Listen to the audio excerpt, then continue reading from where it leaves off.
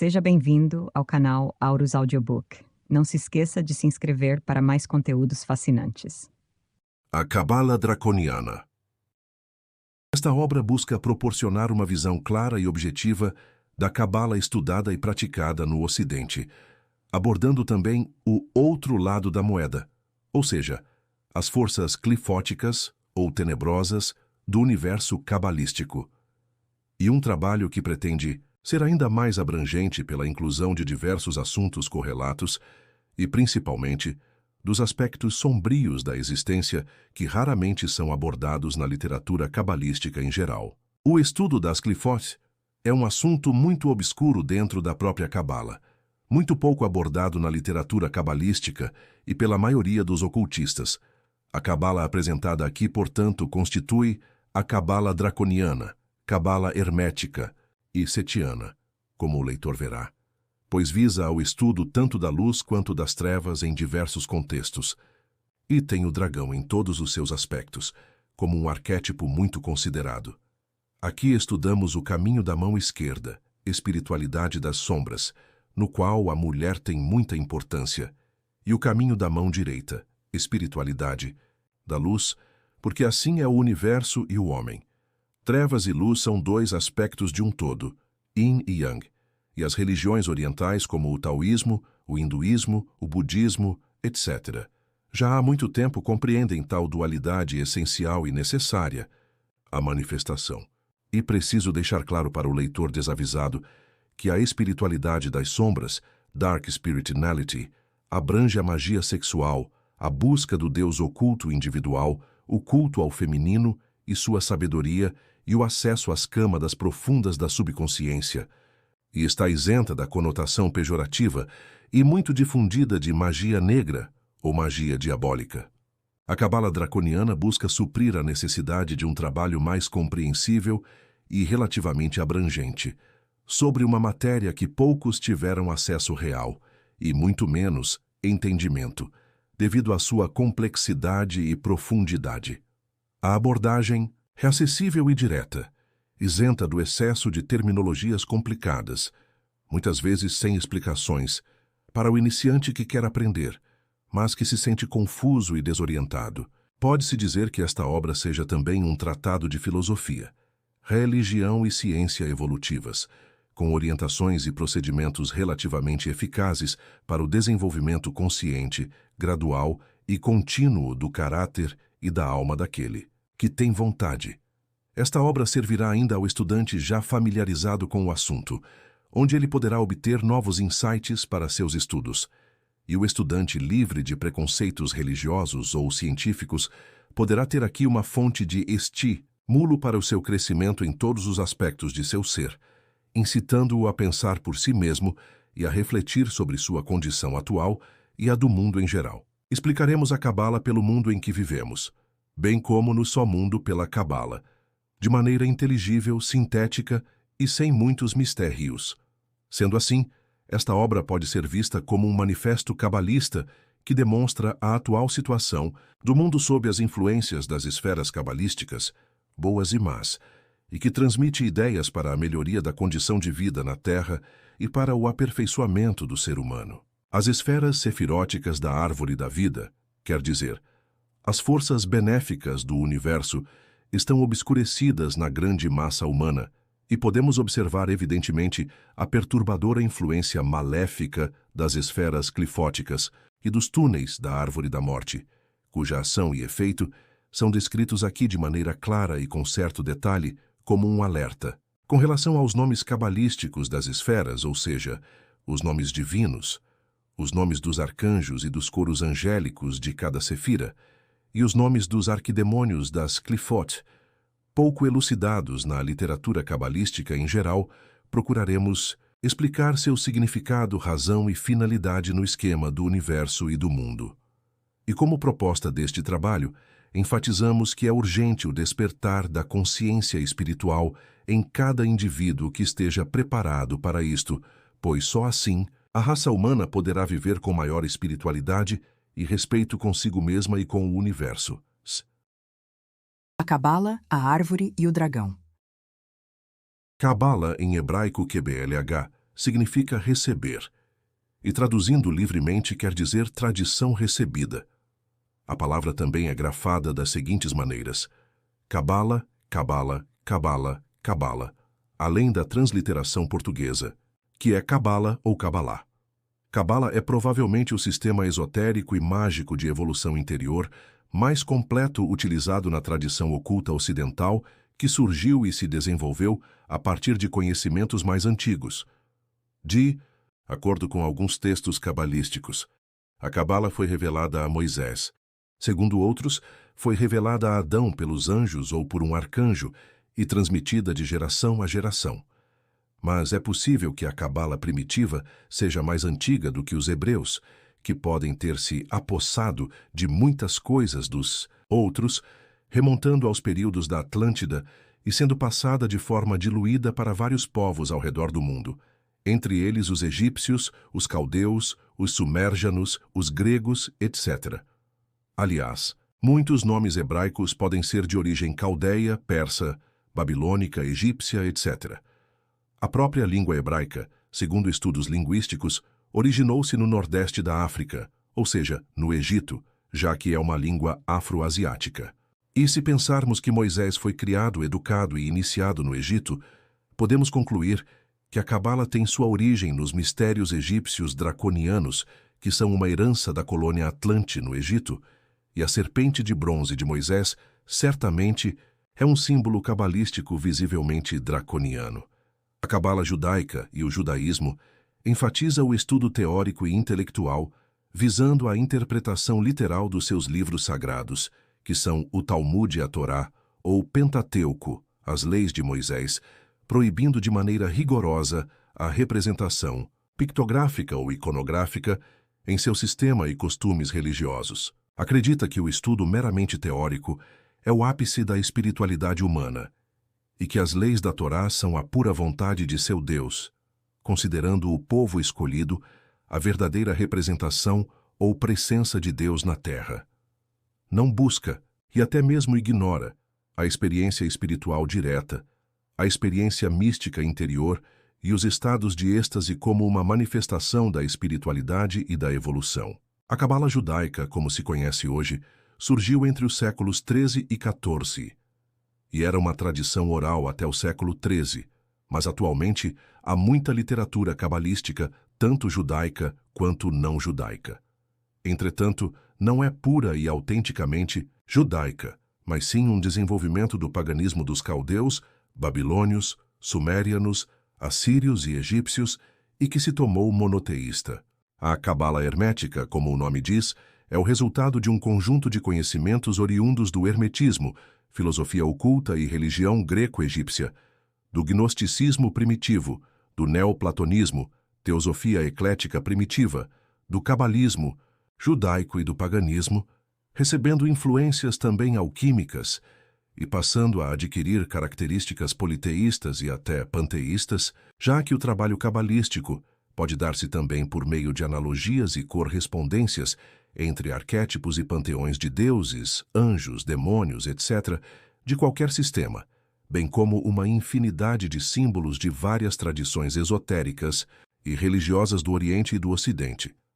Para uma completa correspondência sistemática e prática sobre ciência, oculta, religião, filosofia e arte, mágica, recomendo o estudo do livro Sistemagia, o conhecimento essencial para a educação, Mágica Madras Editora, deste mesmo autor. A Cabala hermética atual também inclui em seu sistema o tarô, a astrologia, a numerologia, a psicologia e as correspondências alquímicas, com a possibilidade ainda de se agregar qualquer outro sistema, símbolo ou doutrina que se encaixe de maneira coerente e harmoniosa, porque a Cabala é um sistema que está sempre em desenvolvimento e crescendo com novas revelações. Todo o sistema da Cabala, incluindo seus rituais, invocações, meditações, utilização de símbolos e selos, etc., pode ser entendido como um programa de computador utilizado para acessar certas informações e experimentar certas realidades. No sistema de informação, sob o controle do operador, o cabalista ou magista, e alterar nossa programação pessoal mental e espiritual, mudar nosso paradigma realidade individual. Como mencionado no parágrafo anterior, a alquimia faz parte da ciência cabalística, e assim como a cabala, provavelmente tem sua origem no Antigo Egito. Alquime ou alqueme significa a química e o negro, referindo-se à pedra negra, carbono, que se transforma no diamante que é lapidado. A pedra negra é também o negrume alquímico, que é transmutado em ouro, consciência espiritual. Kemi, Kem ou Kemet era também o nome antigo do Egito e significa terra negra, devido a uma faixa de terra lodosa e escura ao longo do rio Nilo, que era muito fértil, o que sugere a ideia de crescimento espiritual por meio das trevas e da luz. Todos os processos alquímicos são fases do processo iniciático espiritual, através das trevas até a iluminação da consciência divina, e no Egito Antigo, provavelmente a alquimia era uma ciência oculta praticada pelos magos sacerdotes na tradição draconiana ou setiana. Assim, a cabala e a alquimia originalmente eram artes negras, não malignas, note-se, que visavam tomar o homem em um deus por meio do trabalho com as primevas forças trevosas, do subconsciente e do universo subliminar. Estudaremos nesta obra a cabala draconiana, ou seja, a união entre a cabala hermética, sefirótica, e a cabala setiana, clifótica, como já mencionamos, e que visa principalmente ao trabalho mágico de autoconhecimento e desenvolvimento interior por meio do estudo prático e teórico, e que difere muito da cabala judaica. Na cabala draconiana, busca-se a sabedoria, a verdade, a experiência direta, a emancipação espiritual, a libertação dos grilhões pesados da matéria e da cega ignorância. Exige-se disciplina e envolve a ciência, a filosofia, a religião, a arte e a magia, a ética, a honestidade consigo mesmo, a coragem e a dedicação. Nesse sentido, a cabala draconiana tem similaridades com algumas vertentes do budismo, especialmente o tibetano xamânico, que também trabalha com as forças tenebrosas do universo e da natureza. Na tradição ocidental, a cabala hermética é classificada da seguinte maneira: cabala prática, magia cerimonial, ritualística, talismânica e meditativa. Cabala dogmática, literatura cabalística para estudo teórico e filosófico, etc. Cabala não escrita, disposição e correlação dos diversos sistemas e símbolos na árvore da vida e da morte. Cabala literal, utilização dos iucentos números e letras por meio da gematria, valores das letras e palavras. Notaricon, formação de novas palavras pelas letras iniciais de outras. E temurá, permutação de uma letra por outra. No sistema cabalístico e seu estudo avançado, utilizam-se essas 4 categorias em maior ou menor grau no trabalho mágico. Entretanto, no presente estudo não vamos seguir exatamente tal classificação. Sendo uma síntese de ciência, filosofia, religião, arte e magia, a cabala draconiana é centrada em um hieróglifo chamado Otzdat, a árvore do conhecimento do bem e do mal, e não apenas a árvore da vida, Otz-Tiri. Otzdat é um símbolo composto que representa o universo manifestado com o bem e o mal, e o microcosmo homem e suas relações. É um mapa psicomental e espiritual do próprio ser humano. É composto por 10 Sefirot e por 22 caminhos que interligam essas Sefirot, e por 10 Clifot e por 22 túneis. Essa árvore do bem e do mal, Otzdat, ou da vida e da morte, cujo fruto, o dragão-serpente, ou Lúcifer, ofereceu ao gênero humano, é uma só árvore, com seus 2 lados, luz e sombras, e será abordada nos próximos parágrafos. A árvore é um símbolo e um instrumento de utilização prática, mas tem representações sugestivas ao seu significado em várias religiões, mitologias, etc. A árvore do Jardim do Éden, no qual Eva, a primeira mulher, de beleza virginal, inocente e pura, senhora do paraíso, vivia em perfeita harmonia e prazer angelical com seu esposo Adão, é muito conhecida. Eva provou do fruto proibido dessa árvore do conhecimento do Jardim do Éden, prazer, adquirindo maior consciência de sua condição, capacidades e poderes. Mas temos outros exemplos.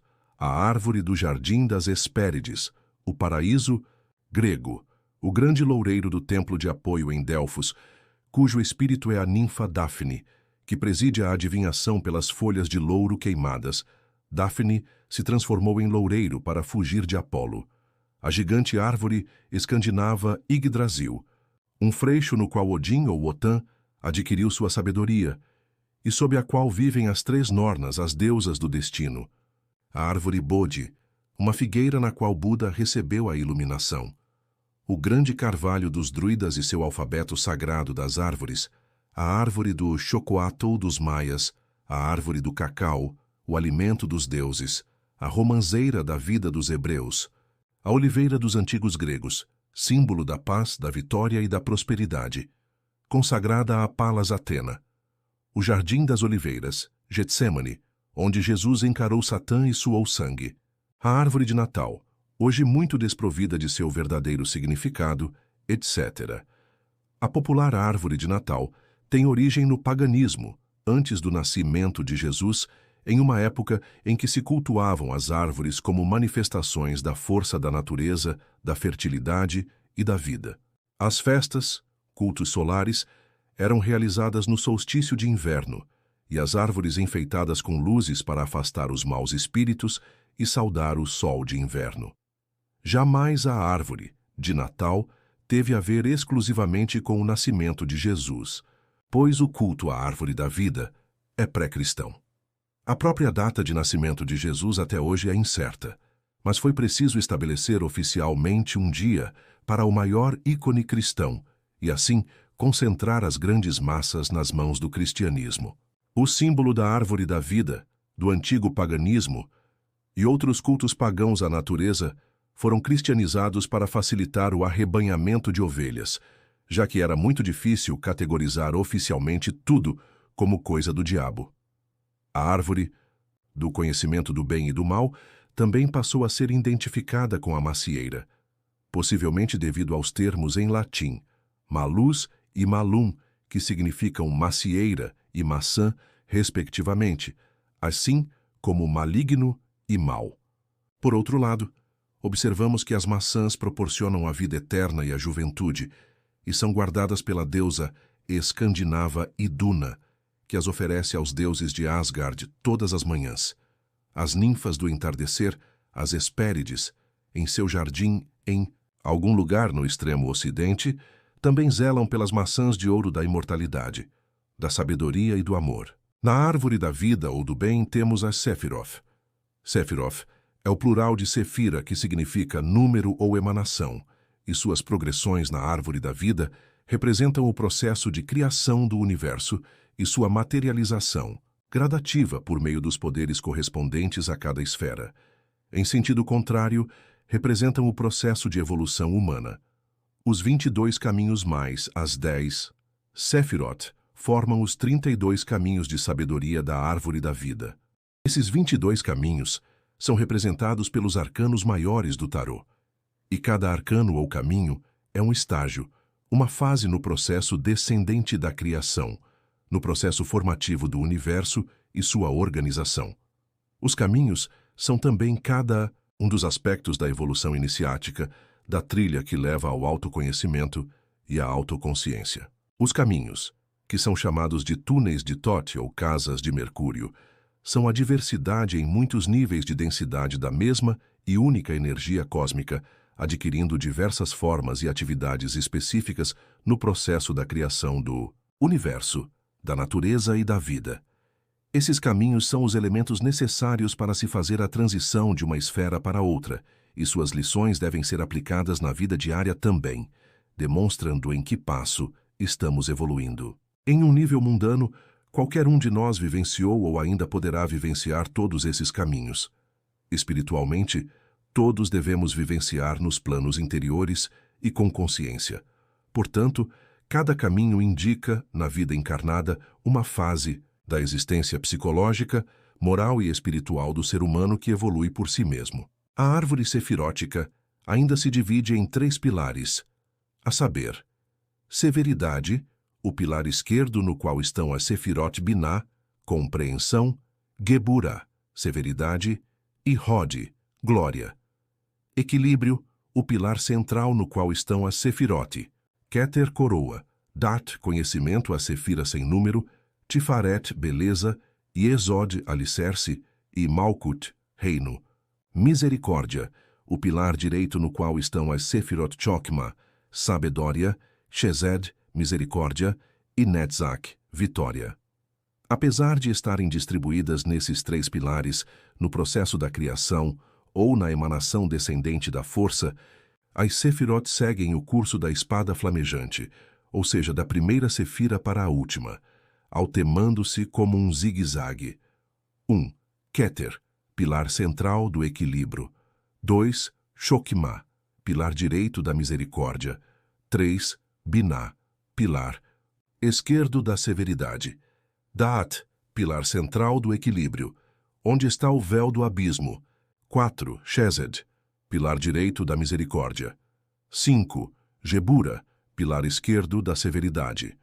6. Tifaret, pilar central do equilíbrio, onde está o véu do templo Paroquet. 7. Netzach, pilar direito da misericórdia. 8. Od, pilar esquerdo da severidade. 9. Yesod, pilar central do equilíbrio. 10. Malkut, pilar central do equilíbrio. A árvore também atua em 4 planos de manifestação cósmica que correspondem aos 4 elementos do universo e da natureza. Atzilut, plano espiritual, o mundo arquetípico ou mundo divino, a partícula espiritual no ser humano. Bria, plano mental, o mundo da criação, o mundo dos arcanjos, corresponde ao veículo mental do ser humano.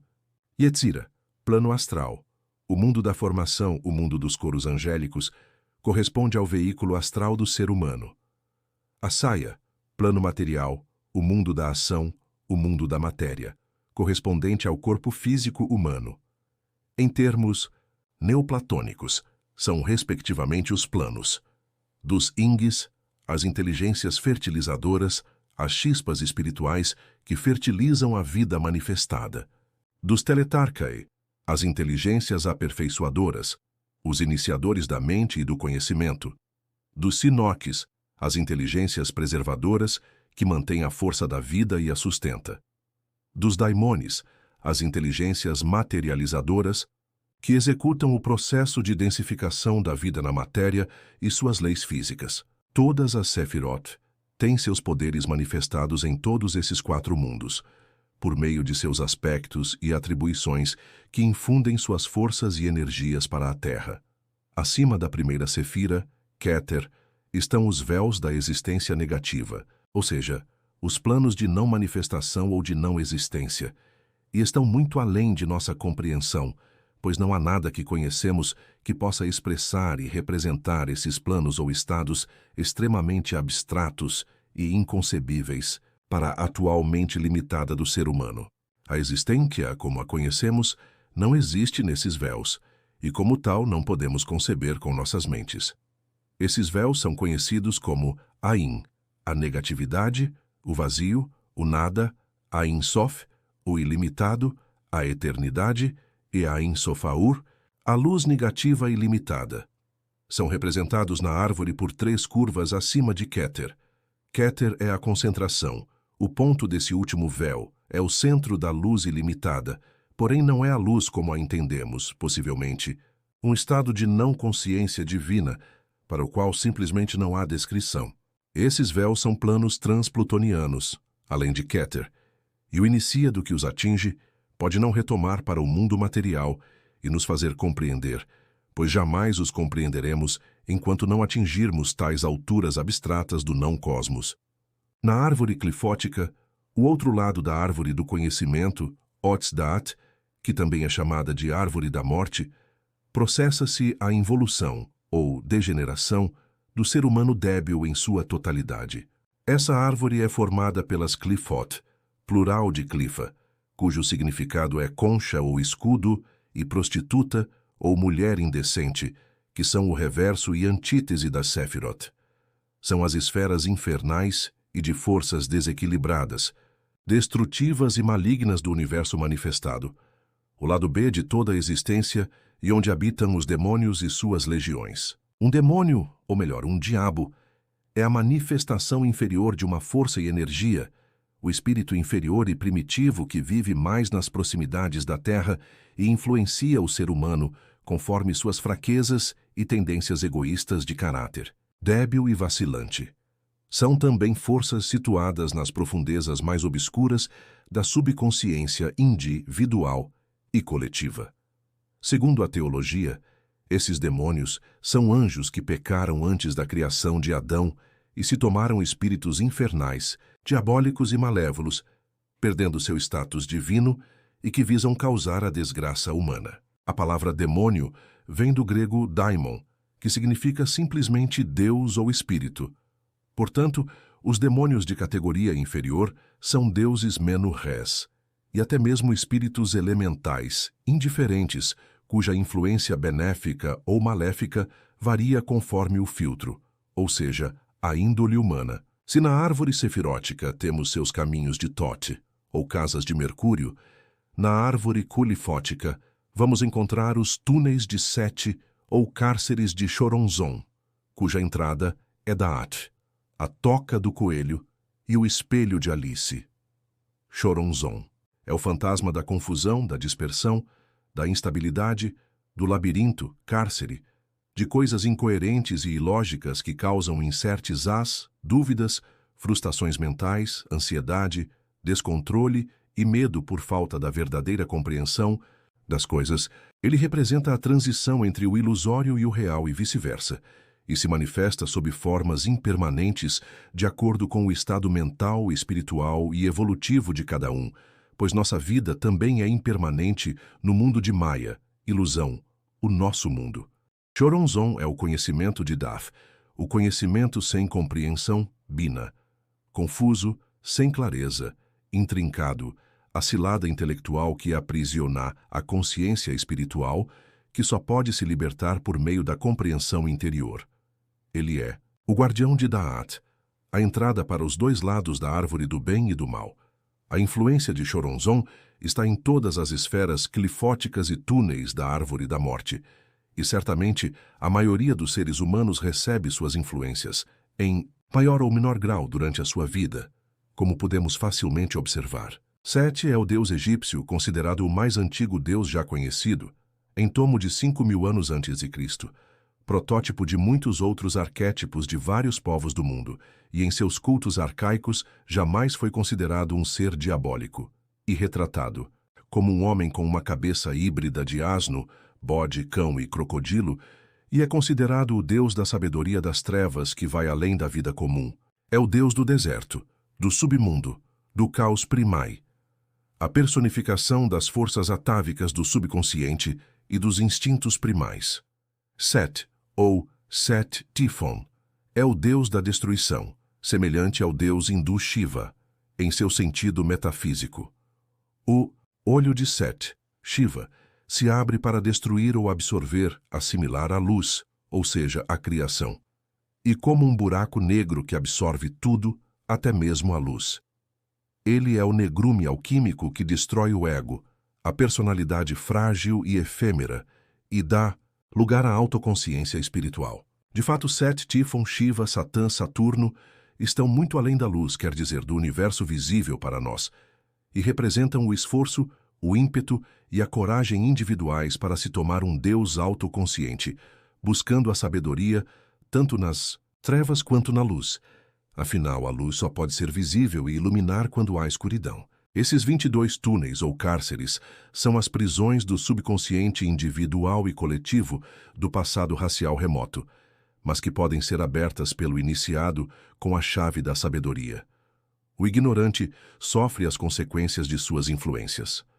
Na Cabala clifótica, esses reinos são acessados e assimilados por meio de práticas trevosas e sinistras que podem abranger a utilização do sexo ritualístico, assunção de formas bestiais, licantropia, invocação de arquétipos do submundo e da morte, ritos de sangue, vampirismo ritual, ingestão de substâncias enteógenas, práticas vodus, rituais do Shod, etc. Esses procedimentos podem ser combinados entre si ou realizados individualmente, dependendo da capacidade de cada um. O ritual do Shod, por exemplo, é uma verdadeira iniciação clifótica tibetana. O adepto, sozinho em um cemitério ou qualquer lugar ermo e macabro, por meio de certos procedimentos ritualísticos e ocultos, utilizando-se de sino, punhal, tambor, trombeta de osso humano e textos sinistros de desintegração do ego, convoca os demônios. E uma experiência infernal extrema, na qual o adepto se vê em um banquete ou eucaristia clifótica sendo degolado, esquartejado e devorado por uma horda de demônios vampirescos esfomeados e sedentos de sangue, urrando, gemendo, gritando e dando gargalhadas infernais. Se ainda não bastasse, o adepto obriga e incita os demônios a se alimentarem de seu corpo rápida e vorazmente. Há em algumas vertentes do lamaísmo tibetano uma forte influência do xamanismo e da feitiçaria. E muitos ritos e práticas ocultas são de caráter extremamente tenebroso e macabro, o que caracteriza a experiência clifótica além do sistema cabalístico ocidental. As clifot foram exploradas pelos ocultistas e magistas Aleister Crowley, Kenneth Grant, Austin Osman Spare, entre outros, cada um ao seu modo e com suas conclusões. Fora do sistema cabalístico, Dante Alighieri, William Blake, Howard Phillips Lovecraft, Carl Gustav Jung, Carlos Castaneda, Timothy Leary, os xamãs de todo o mundo e de todas as épocas, os cultos vodos, os gnósticos primitivos, algumas vertentes do budismo tibetano e os yogis tântricos possivelmente estudaram e trabalharam ou trabalham com essas forças sinistras do universo e da psique.